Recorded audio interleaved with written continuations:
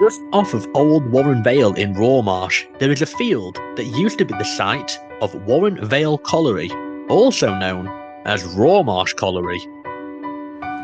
Rawmarsh was originally called Rhodymesque, which is thought to mean red marsh, owing to the red sandstone that is prevalent in and around the area.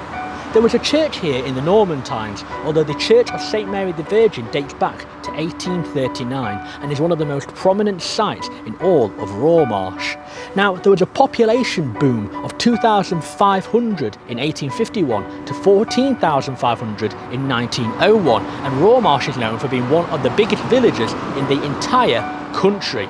Of course, one of the major employers was coal mining, and it is believed there were at least 3 coal pits in Rawmarsh in its life.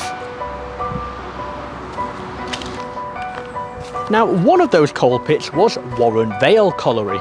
Now, Warren comes from the Old English meaning game or reserve, and Vale means valley. It was also known as Picadilly Colliery, as Picadilly was a nearby village closer to Swinton that once existed here. That could have been named after Piccadilly in London, as it was quite fashionable to name it after Piccadilly for its popularity. That in turn was named after Pickadilles, which were a fashionable stiff collar that were all the rage in the 1600s. Warren Vale Colliery was being sunk in the late 1840s, with work finishing in late 1850. It was owned by Charles Wentworth Fitzwilliam, the 5th Earl Fitzwilliam. It was worked by J&J Charlesworth and Company, a Wakefield-based company who also owned Kilnhurst Colliery. Now, it had 2 seams, a 5-foot seam that was worked at 90 yards and a 9-foot seam that was worked at 127 yards. Warren Vale Colliery actually had 2 major incidents occur in its life, with the first one being in December 1851, only around a year after it had begun working. At around 7 AM in the northern end of the 9-foot seam, an almighty explosion took place.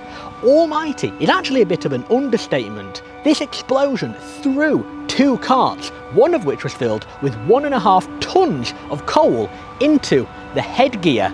It also blackened the face of someone who was stood a mile away from the explosion. 51 people died in this incident, with 24 of them, nearly half, being boys. It was deemed an accident and was caused by a roof fall which forced gas into where miners were operating with lit candles. It was recommended that more pit inspectors be introduced, as there were only 4 in the entire country at the time. There was another explosion that occurred at 7:50 AM on the 20th of November 1874. It is believed that this was also caused by a roof collapse that drove gas into where miners were operating with lit candles.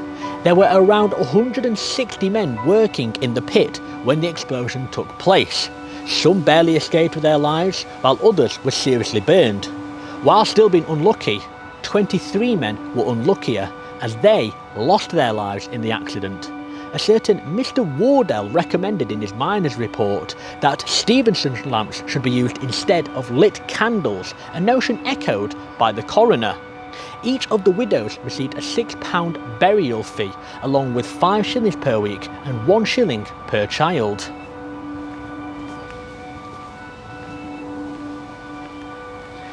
It is thought that around 100 men died during Warren Vale Colliery's existence, with the last person killed there being 22-year-old trimmer William Robinson, who died after 4 tons of coal fell on him on the 21st of February 1910.